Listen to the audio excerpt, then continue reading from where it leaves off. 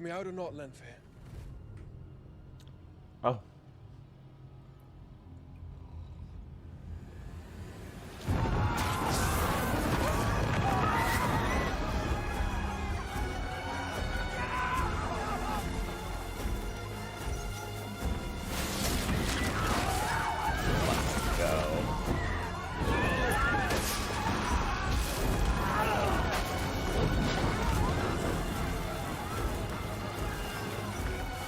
All right, so normally I don't use video from the show in my videos and stuff, just because I don't like dealing with like the copyright and stuff. But before I get into my like scene by scene talk that I like to that how I structure these episodes, I just wanted to say that the scene was dope, and I think one of the two things that I like the most out of it are it shows, I guess, three things. It shows Rand is able to talk to these Forsaken and like kind of stand his ground in front of one of the most terrifying ladies ever to exist, be it him just naive or just desperate. It shows that Lanfear is so in love with Luz Theron, the original dragon, that she is willing to make and do things to make their love come about. It's a obviously she's this big bad person, but then she has this huge character flaw that could potentially be manipulated and taken advantage of by our good guys. And then third and most importantly is how fluid and just good like the confident channeling is in this, when the channeler is capable and she's just like whipping fireballs and stuff away. And like just one of the things I didn't like as much in season one is how clunky some of the channeling felt. Like a lot of the movements felt very just way too choreographed and stiff. And now they still seem precise, like there's movements for stuff, but it's a lot more fluid. It feels like it flows better. And it takes some of the, and this is just a word I'm pulling. It takes some of the corniness out of how the on-screen channeling looks. It makes it seem just less in your face, more part of like the world and what they do. And I just really liked it, and I think it's an overall win that they've accomplished in season 2 with how good the channeling feels, and also how much I like Lanfear. Really liked this part of this episode, and I liked this episode quite a bit. There's like maybe like one or two things that were a little like not silly, but like I was like, the way this story plot line kind of came about, I feel like it could have been a little different and maybe had a little better screen time utilization. But as far as like things on screen in episode 7 to get stuff done, pretty good episode. And so I'm just gonna get into my scene by scene stuff and go through. Oh, another good thing in this episode was Egwene, as albeit not that much screen time, still extremely good with her character. That kind of arc they gave us. Just this is another side tangent. This is something that I feel like they're gonna have to do in Wheel of Time over the course of this series, is like these 30-second clips or minute clips where you have to get a lot of information about like what a character is up to and what they've been doing. We very quickly see that Egwene is, captured. She's being used to train, blah, blah, blah. She's really powerful. And it all happens in a pretty quick clip. It's done really well. I liked watching it. She tells that chick she's still going to kill her. It shows that she is still top dog and she is not going to be broken. So I like really liked how well this quick scene was done. And they're going to have to do a lot of those in Wheel of Time because there's just so much that happens. And there's so many important things that happen, like little like pieces of the puzzle moving, chess pieces moving. And you kind of got to show the pieces moving. They might not be significant, but you might have to show that pawn going up to spaces for us, the viewers watching the whole game, to make sense, unfortunately. But if they do it like this, I have high hopes. And now I will get into the video. All right, so right off the back, we are 20 years ago, and those of you that haven't read the series, New Spring is a book that exists. It is a prequel series or prequel book to the series, and it follows this timeline with Moiraine when things were first coming about, and basically, so these two are chatting with each other. The Aiel War has just ended. They're giving us a lot of information here, first of all. The war is over. These two are kind of planning their future. They are obviously intending to be in a relationship with each other. They show us how much Moiraine loves her father. They kind of dig that back up. We've had that in the past few episodes. And basically, this is kind of setting up how good their lives or all of what they thought their lives were going to be together. And they even throw a little thing in there about advising the daughter of Andor. Ha. And then in this next scene, they build all this up. They give us all these good little crumbles. Some of the stuff we've kind of been hinted at already. So this isn't too much of an information dump.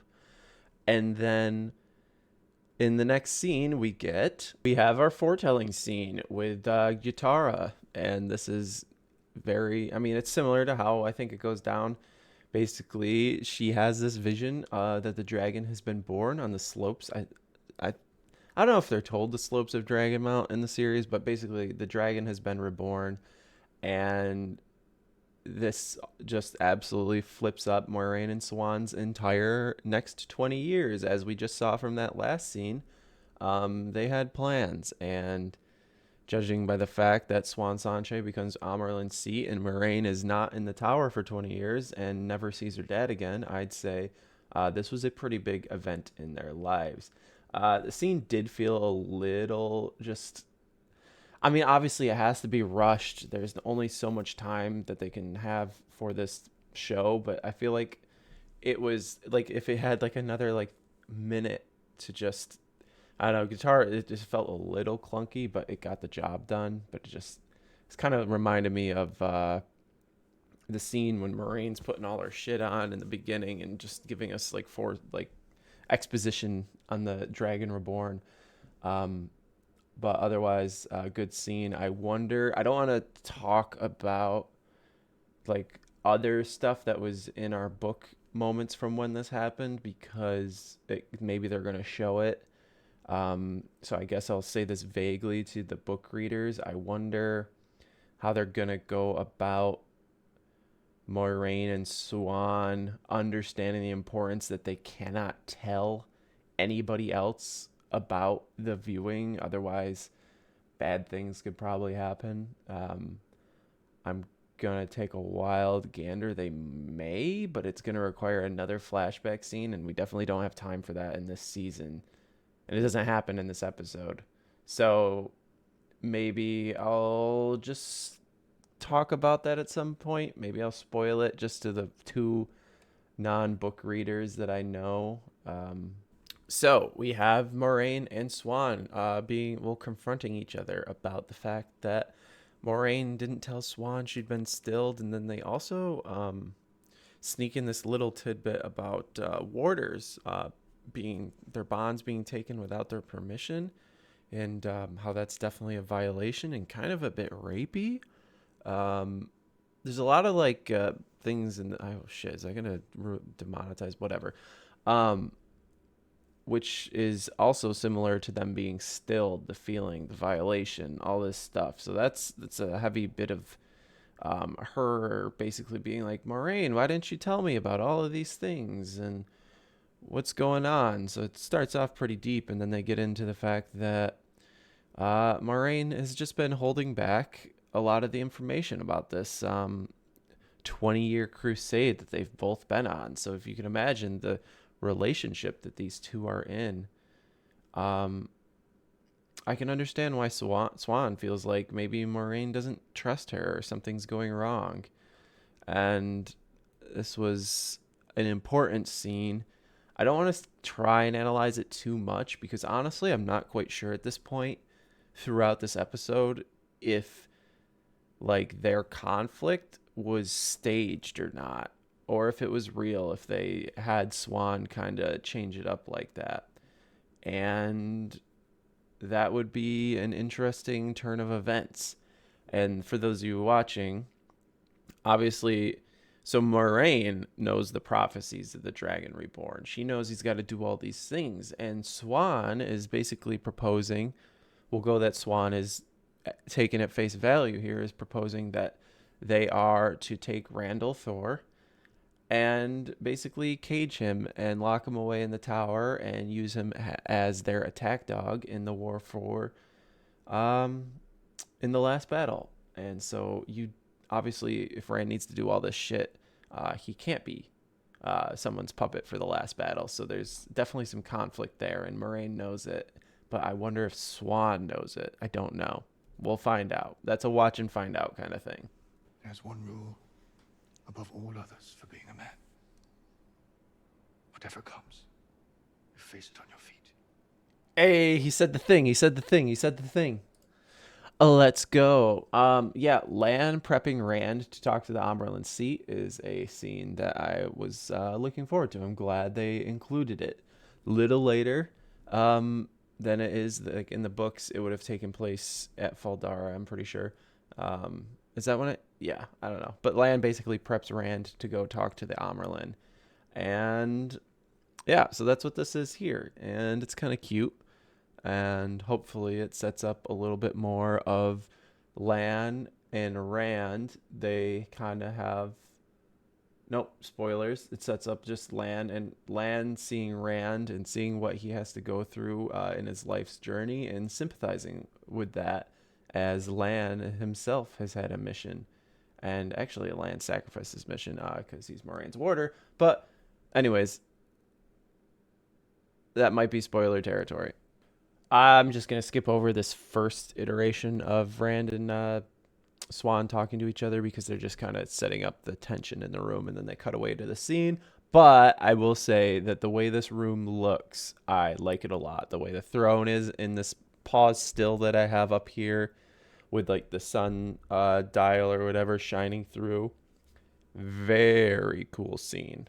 I like it. Okay, so Matt's just walking through the foregate and gets clonked out, and all of a sudden he's waking up in a totally different place.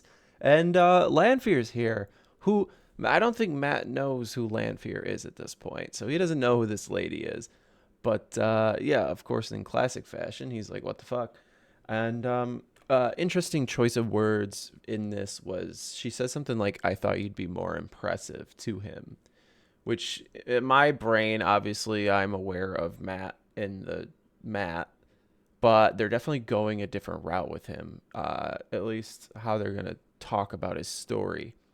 So that kind of makes me wonder if the Forsaken are key on some type of thing with Matt Cawthon that we as the viewer and book reader do not know about. And I mean, as this episode goes on, we see more and more from Matt on this storyline.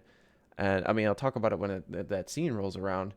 But curiosity definitely has the better of me. One thing that is unfortunate, though, clearly from this episode, is that they aren't doing portal stones because Matt transports to Falme. As we see later in the episode, Rand and them use a waygate, which I totally called. So no portal stone flicker scene. We do get something with Matt later in this episode, but it is totally different. So for me, that's a little bit of a bummer, but I'm still interested to see where they're going with this. I just wanted to say how much I like what they did with Falme. I remember being concerned about it when I was watching the previews for the show because, like, they show like the one palace place and then everything around there is kind of bland. And I was like, damn, is Falme just about to be like some tiki huts on the beach and that's it? So this was really good. Whoever put together the CGI and the design for the city in the background, good job. We only see it for like 2 seconds here, and it's a panning shot, but I really liked it. But anyways, we jump into the next scene, and it is Elayne and Nynaeve, and they're sulking about the city, trying to figure out and plan. And we'll see what their plan is towards, I think they'll probably reveal it in the next episode. If they didn't in this one, I can't quite remember. But I like the part where kind of Elayne basically takes charge on Nynaeve, who is the classic bully, and is like, yeah, we tried your plan. We're trying my plan now. listen up. And so then they go to find Loyal and try and figure something out. But I really liked the visuals here, and I liked the relationship kind of building in, just like I said, chess pieces, little pawns moving forward. That was like a 15-second clip of Elayne and Nynaeve, and it really put together a lot of like basically what would be an entire chapter of them trying to figure out what they're going to do in the book and moving around the city. So that was nicely done and packed into one. This is our first look at Egwene since the water scenes, and as you can see, she's got a new hairstyle. She is got the tight braid that the Sanchan have, and it's back, and she's got the mouth plugs in with the collar on. Like I said, I remember being a critic of the mouth plugs originally, but it kind of makes sense now. So yeah, Sanchan Damane design is a thumbs up from me compared to when I was complaining about it in the last season, and I'll just take the L on that one. It played out well. Glad it did. Moving on, the scene is cool. Not cool like the whole, there's like, the slavery thing. But it just kind of sets up just some exposition of what Egwene's been up to with Brenna and her training, and the Soldam and Damane relationship, and that's about all this is, because nothing really else happens. I've probably been talking longer than this scene lasted, so we'll move on. Hey, they set up my girl Varen in this scene to be a baller, and we like that. Varen is a G. And so she's getting this Ogier map of the city, and as I'm watching the scene, I'm like, damn right she is, because she needs to know where the Waygate is. That's why, because they're not going to use the portals this episode. I got a little grumpy from this scene, even though I was hyped from seeing it. And then at the end of this scene, they're still kind of suspecting Varen of maybe being a Darkfriend, Alana and them. So, was it Ivan goes to tail Thomas? But, man, Varen is just looking out for homeboy Randall. And that's not fair to put that kind of juju on her, Alana. Hey, my boy Maxim here is just like, when they're saying they should follow Varen, he's like, I'm more concerned about Leandrin. Where'd she go? Maybe he's all right. Maybe he's all right. Okay, we finally have Moiraine and Lan back together, and I was under the hopes from the last few episodes. Some people had floated some theories that these two were just on some type of big scheme and they're elaborately working together to figure things out. And I would say this scene kind of cans that theory, because of like they're alone and the way they're so confrontational with each other. It makes it seem like none of the stuff was actually kind of planned, and it was all just them reacting, and which is unfortunate. I will say that makes the Lan and Moiraine plot lines from this season feel a bit lackluster to me. Obviously, they got us to this point, but I feel like there was things that could have been done to crunch the amount of time it took to include other things. But here we are, and I've just got to say that it still remains a little lackluster to me, but it is what it is. Moving on, Lan's basically like, look, I went to the Amerlin because you are being sketchy. You don't trust anyone. Big things are going down. And you need to work with people. Otherwise, you're going to fucking fumble the bag. So, honestly, I side with Lan here, even though you want to criticize Lan because he told other people. But at the same time, I don't think Moiraine has this covered. Also, Lan points out the fact that he's basically like, hey, have you thought about killing yourself in the last couple months? Oh, no? And he's like, well, maybe that's because she's not actually stilled. She's just shielded. And one thing, though, because they talk about how two people in history have resisted the urge, if there was anybody in history, it could be Moiraine. So like the fact that Lan is trying to use this as proof that she isn't, even though we isn't stilled, even though we know she's not stilled by now. I guess in the court of law, it wouldn't like of Moiraine of all people, and like one other person in this show would be the people that could resist it. So, but regardless, point two land. So the scene with Swan and Rand pretty much comes to a head in this one, where Rand is obviously talking to the Amerlin seat and is basically like, yo, are you guys gonna gentle me and take my powers away? And Swan is basically like, no, like you're supposed to be a person that we use in the last battle as like a weapon. But obviously, Rand, being a stubborn Two Rivers boy and someone with free will, the thought of essentially being a puppet for the tower and being caged away and used as a weapon is not ideal to him.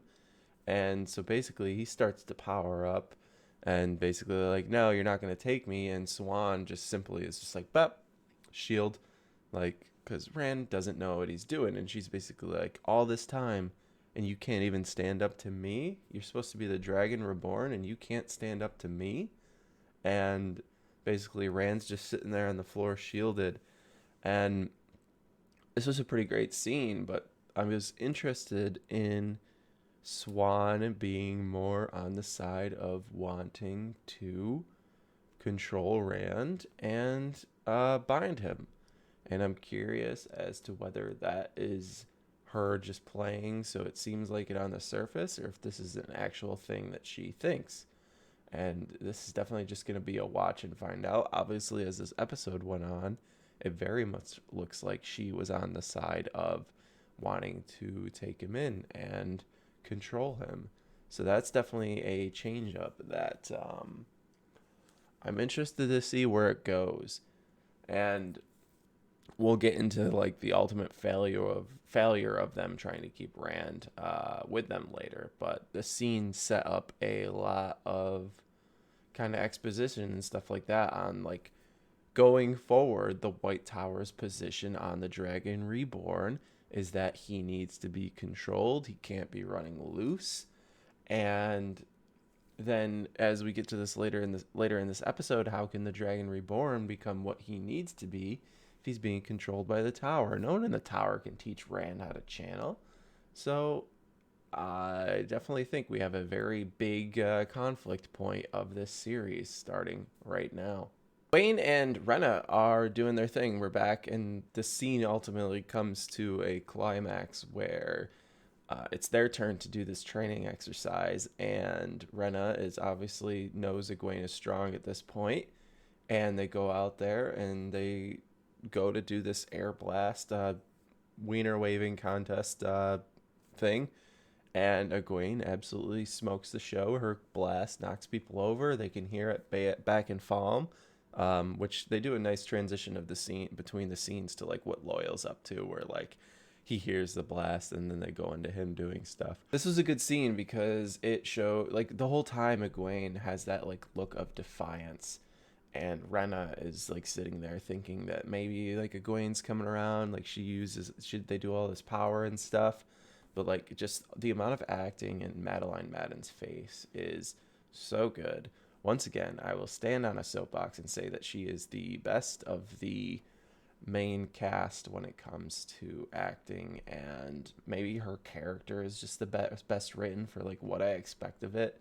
But like for what Egwene has to come with her, what she has to do, Madeline Madden is so good. And as long as they just keep writing Egwene like pretty close to the way she's portrayed in the book series, it's going to be a knockout. And this is just another example of why. Elayne Jacquard, daughter heir of Andor. Get up. Don't encourage her. I am Loyal, son of Arendt, son of Halan. Your name's... All right, so that's one I just had to include the video clip for. Just the way that Loyal does it, where he's just like completely pauses the conversation to like go through the introducing himself and then go through his full formal name. The look on Elaine's face when she like glances over at Nynaeve, and when Nynaeve is just like, "Don't encourage her." And short scene, good scene, very good at creating some feelings towards these characters for us as the viewer in a short amount of time, while also them moving the plot forward with their plan to try and get Egwene out. We're back with Matt, and he's got a Shamael in the room with him, which obviously, as the viewer, we now know that this guy is super fucking evil, but I don't think Matt knows quite how evil this dude is. So, anyways, he's just sitting there whittling a stick. I think he's whittling it with the evil dagger, but I can't quite remember what it looks like, to be honest with you. And basically, he is just kind of doing a little chit chat, and he introduces this tea that is supposed to give Matt the memory of 1,000 and more of his past lives. And this is an interesting way to go about something in the book series for Matt. And I'm really curious what the angle is for why the Forsaken are the one that want to do this for Matt. Obviously, we have that vision where he's stabbing Rand. So I'm curious as to what the different route they're going to go with setting up Matt's character is. And honestly, in the books, it just happens out of nowhere. Like, the effects of this tea, I won't say what they are, but having an actual like rhyme or reason for why this happens to Matt is, in my opinion, a good change. And having like some justification behind it, and having like the ultimate result of it is kind of a big deal. So having it come from a Forsaken, Ishamael of all of them, kind of makes it seem like more sense that like this effect on Matt is something that came from like these cosmic beings. And I am all about the change. Perrin, he's back. Avienda's back with him too. Obviously, this storyline is something that is very interesting to a lot of people because it is completely new and different. So I want to know what's going on here.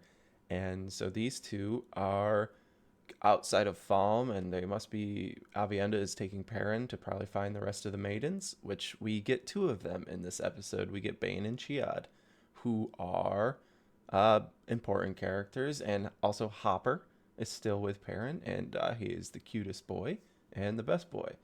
And so obviously they have the scene where Perrin can see the Aiel in the sand, and basically it gives us, the viewer, the idea that most people don't see Aiel in the wild. They're very well camouflaged into their environment. So going forward in this series, regular Joe Schmoes tend to not see Aiel. Aiel do a lot of sneaky. And anyways, so they meet up. Avienda is obviously homies with these two, but one of their other people is dead.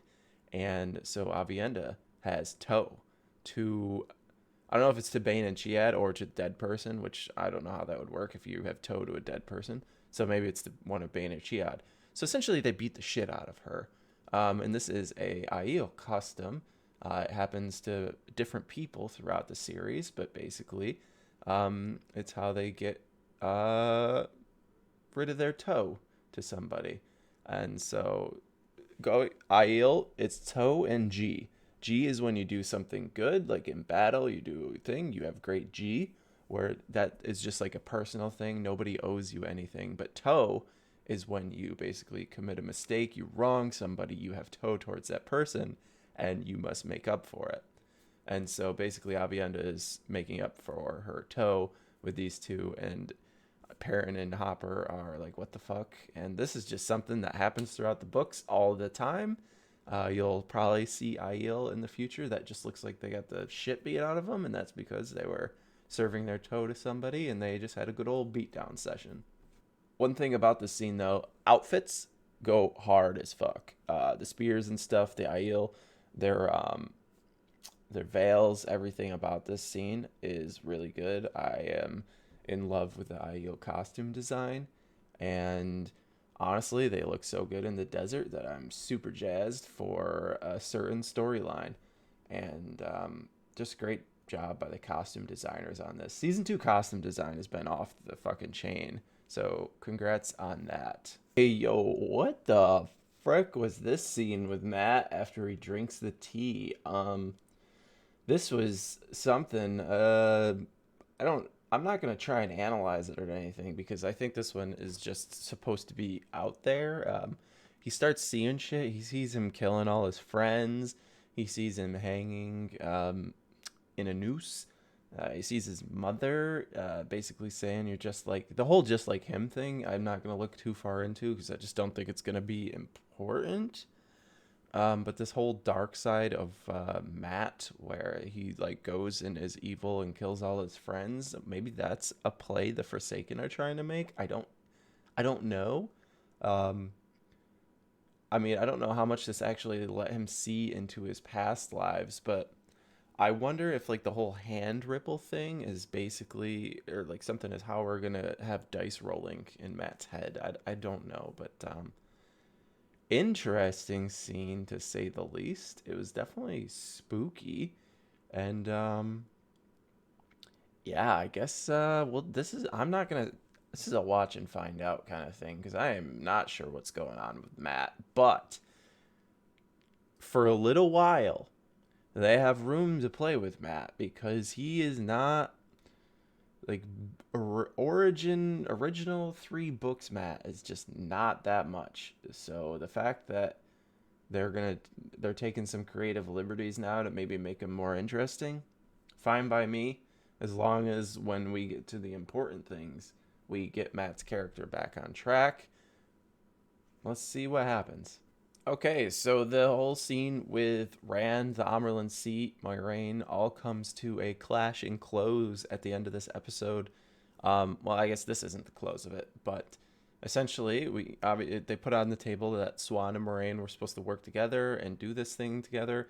Obviously, with Rand not knowing how to do anything, things have changed, and Siuan's shaking it up where she thinks it's safest to bring Rand into the tower. And honestly, with the way Moiraine has been going about things this season, maybe she's right. Because she says, what if one of the Forsaken was to get her hands, or their hands, on Rand? I say her because that's what happened. Lanfear did. Obviously, Moiraine took care of it, but barely. And so Siuan makes a good point here. And honestly, from a third-person perspective, she's probably making the smart decision. But then Moiraine brings up the point, well, you have enemies in the tower. So if you take Rand in, what happens if, I don't know, those enemies get rid of you, and now they, what if they gentle the Dragon Reborn, the Reds, or they use him for nefarious things? And so it just sets this big thing up, and then Siuan is basically like, nah, fuck that, we're taking him, and tomorrow we're going to proclaim that we have the Dragon Reborn under our control right here in front of the Queen. And obviously, Moiraine is not down with that because she knows what needs to be done for Rand. And that sets up that big event at the end of the show. Little change up from the books. So they're going with the dragon being proclaimed in the skies over Falme. And basically, Moiraine is getting this information out of Rand on where he was wanting to go, why he was going to go there. They're basically both, the Forsaken obviously want him to go. They both understand that the Forsaken want him to go, but here's the thing. He's gonna go. Moiraine knows that Rand has to do this to proclaim as the Dragon Reborn. Rand knows he has to do it because he's gonna go save Egwene. I don't think he gives a shit about the prophecy, but he also doesn't give a shit that Forsaken want him to do that because he wants to save his friend because he's Randall Thor. And then at the end of this little get together, they're like, so if the Forsaken want me to go there, they certainly are not going to be happy if I'm in captivity by the Amerlin seat. And they're both just kind of like, the light bulbs go off. And so Yosha Stradowski has finally been able to get some like more screen time, more personable, more Rand, like the first 3 episodes of the last season. So that's been kind of nice. Beginning of the season, he was a little not there. So that's true in Wheel of Time fashion. especially the Dragon Reborn book. But anyways, nice to have these two talking to each other, and it's just not an argument. Good acting all around, and I liked this scene. Surprise! Barthanes is a Darkfriend. Obviously, we knew this was coming, but you know what? I had totally forgotten until I looked his name up last episode, and I wish I wouldn't have, because it would have been a nice little reminder. Anyways, Liandrin is basically giving him an order to kill Moiraine, his aunt. But guess who is listening in the background? Yeah, his mother. So now there are people other than Egwene and the people in Falme that know that Liandrin is a Darkfriend. And also now she knows her son is a Darkfriend.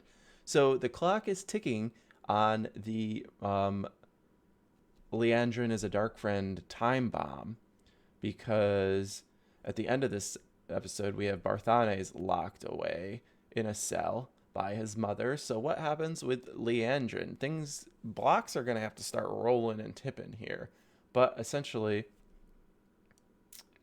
Barthanes gets the order and he's just like, yep, all right, I'll do it. And Liandrin walks off into the sunset. And there's also this part of her. So I was talking earlier this episode about, her remembering Siuan and Moiraine being buddies, and how that might help lead to issues with the leadership after this big kerfuffle at the end of this episode. But now that somebody knows about Liandrin being a Darkfriend, I'm curious how that's going to work out with the storyline, because if she tells anybody, Liandrin can't stick around and formulate plans and work with the Ajahs. So I guess the time's a ticking on what she has to do here in Caria. We are introduced to Ishamael essentially having this thing where he is tired of being reborn throughout the wheel, again and again and again with his lives. So he would like to just die. He just wants to die and be dead and not be brought back and serve the shadow, and he just wants to be dead. So maybe there's something, that's why he gave Mat the memories, so Mat would also have this feeling, because Mat in his mortal life doesn't remember being born and born again.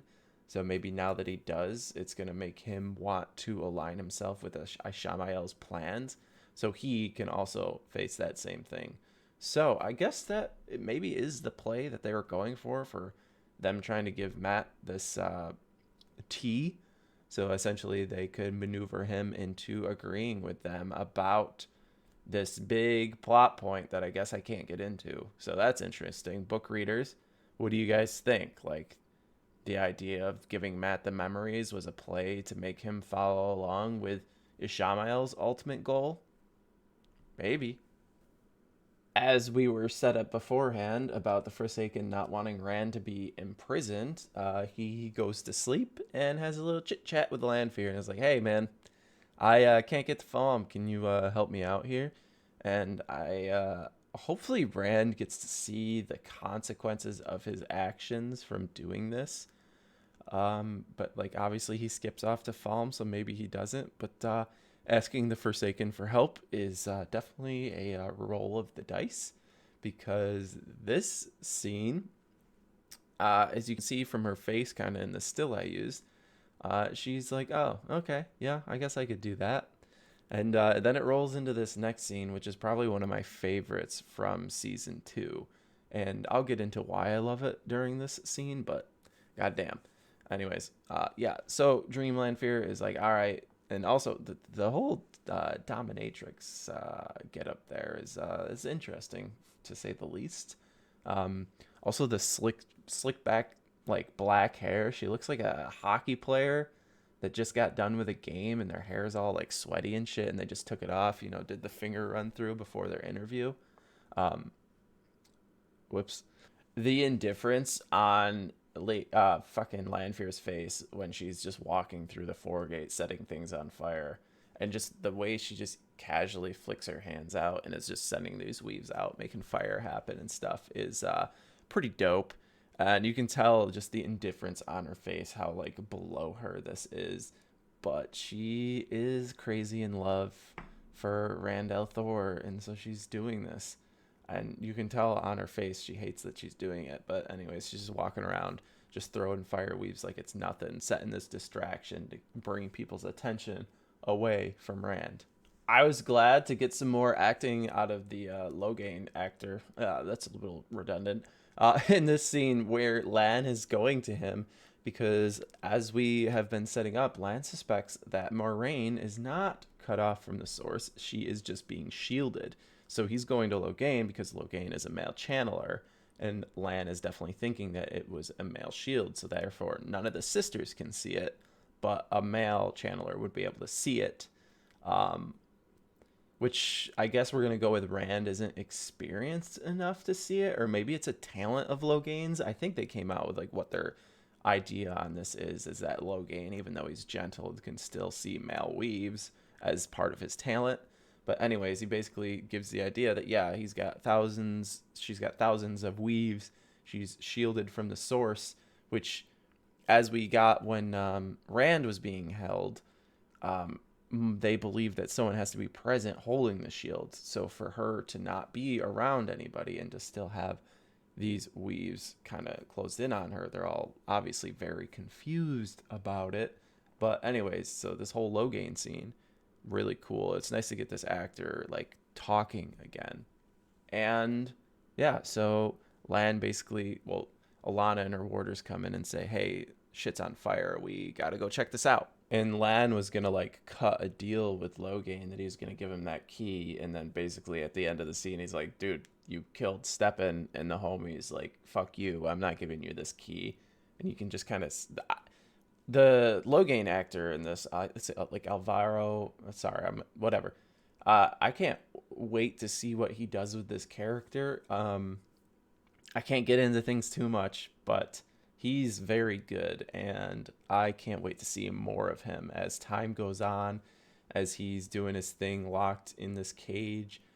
And other than, this is just a cool scene, but yeah, so we get the idea that Moiraine is shielded, not stilled. The way Lanfear just blows this gate up and sends people packing, and then how they have her just kind of casually walking through the exploded gate is very badass, and definitely making me thinking about pledging to the Dark Lord. But yeah, this shit was dope, and I had thought that this scene, because they showed a preview of it, was gonna be in Falme, so definitely was wrong on that one. Did not think it was gonna be the Foregate in Carian, so big L on that. But anyways, this fucking badass. The way the weaves look so much better in this season. She's, you know, the way it's going around her hand and she boop, blows it up. Goddamn, massive improvement for season 2. And badass scene where she's just fucking strolling in. I had to pause this scene for the still with the part of Elayne just holding this club that she just knocked this lady out cold with.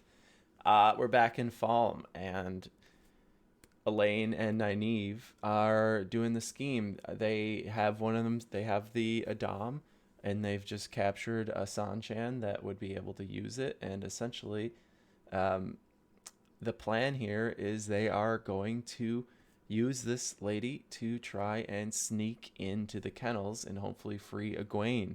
And they're just going to kind of piece the plan together as they go along, because they really don't know what's going to happen when they put this collar on and how it's going to be. But this is pretty much, I think, lifted directly from the books. So I am super excited to see how they carry out this little plot line.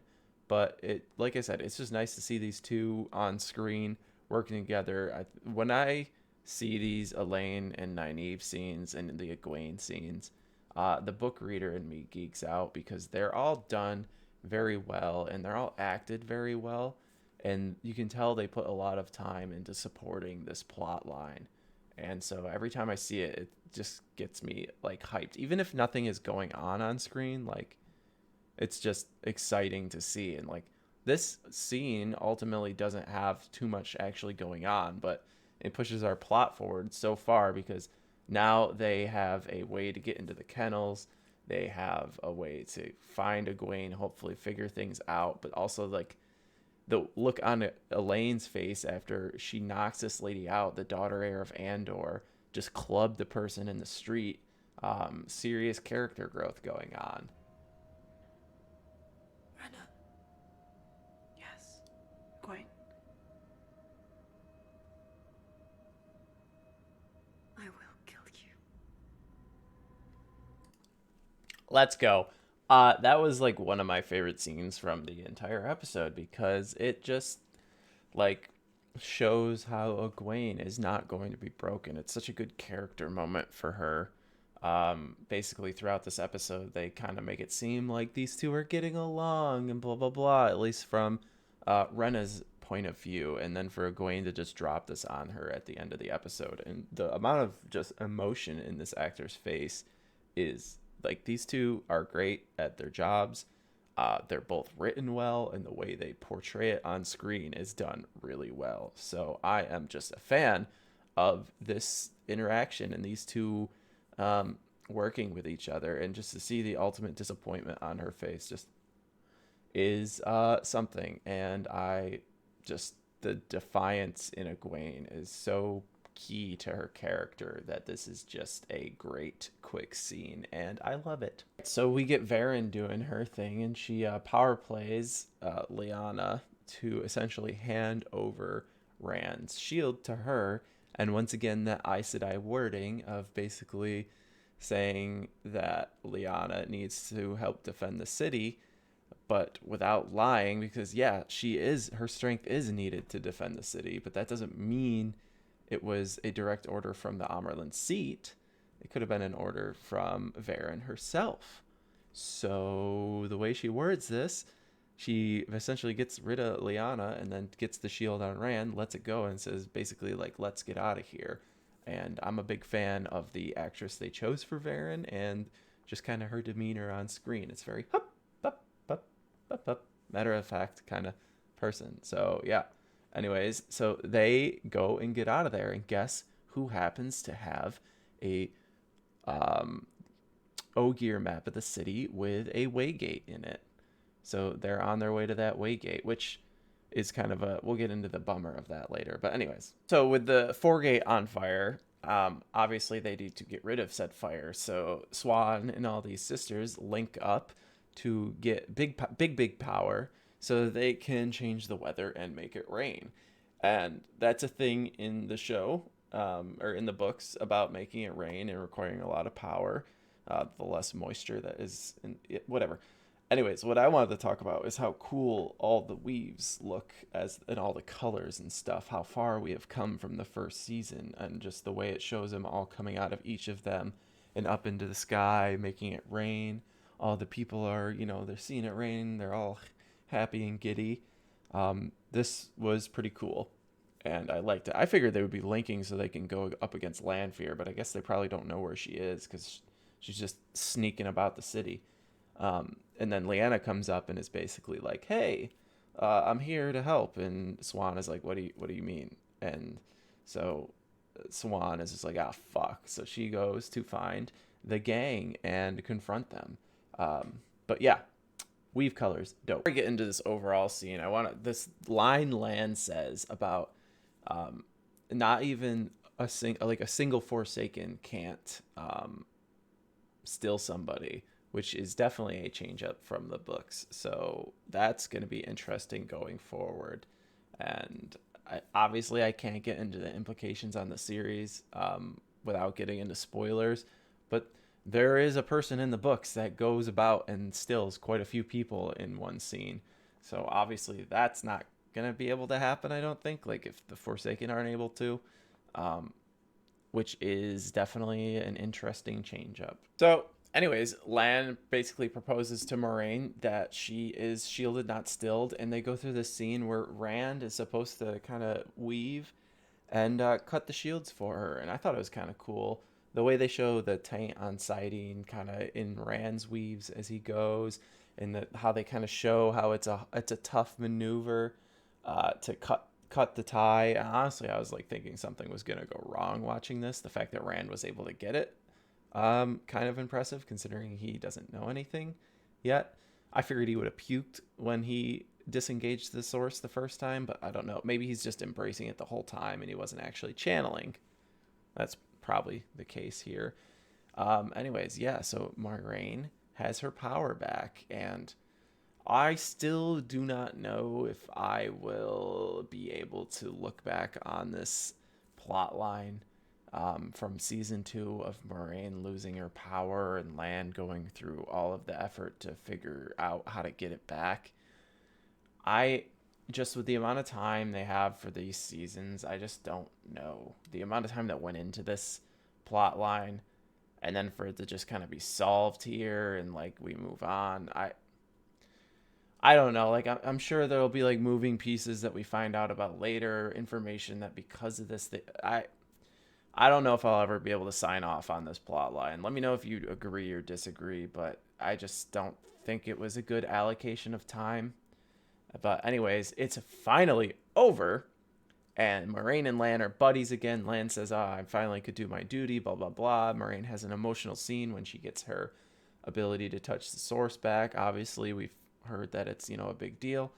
And we are finally moving on from this chapter. Thank God. Damn, didn't record this long rant. I just went on about this scene and how much I like the channeling in it. Because, and like, how it shows, like, the, that's not compulsion, but like Moiraine has to follow those orders from Siuan, because I had totally forgotten about that she swore the oath to Siuan in the last season. So the fact that like we are actually getting to see the implications of that right now, and the way like she's like being controlled by it, and like you can hear her like trying to resist and basically like pleading with Siuan not to make her do this, but ultimately she has to. And then the way this looks, like the channeling wise, is pretty good, and it's got like the weaves behind her, she's closing it, and just the overall jump from season 1 to season 2 in channeling depiction is ridiculous, and definitely something that I think is one of the best improvements in this show so far. But none of that matters, because guess who shows up? Lanfear, and she basically just tosses the Amerlin seat aside while she was already embracing the source, because there is just a ridiculous power difference between the two. And then she goes to turn her sights on Moiraine, and Rand is like, no, no, no, no, no, no, no, no, no, no, no. If you want my help, you gotta let her live. And hearing Rand talk about helping a Forsaken is Siuan on the ground, and then Lan and Moiraine are going along with this. So that's going to be super suspicious, because nobody communicates in this world. So there's going to be it's just what you see on paper. And so now we have this whole dynamic of Lan, Moiraine, and Rand going with Lanfear through this waygate. Siuan's seen them. We get the broken Amerlin's more useful than a dead one. So that's definitely going to set up some implications for the next season. And then we get this heart-touching montage of Moiraine and Siuan saying their goodbyes, aka just looking at each other and being sad and crying. And there's a lot of emotion. There's a lot of facial acting going on here. Is that what it's called? And very touching scene. Like I said, almost wish I hadn't read the books, because I feel like it would make this scene 10 times better. But it was still pretty good. Like I said, the losing her power plotline for Moiraine will still be a sore point that's gonna bring some thoughts down all the time. But this was pretty dope, and big point of contention for this episode is the fact that they're traveling via Waygate. Obviously, those of us who read the books really wanted a Portal Stone travel scene, and we didn't get that, which is a bummer. And I totally called the Waygate out of Carian, I think in my preview of this episode. But yeah, so the episode ends with Lan, Moiraine, and the gang, and Lanfear and Rand all going through the Waygate and leaving Siuan behind. And we go off into the great unknown towards Falme, where we've seen that Waygate on the beach, probably somewhere outside the city. But yeah, so that is where the episode ends.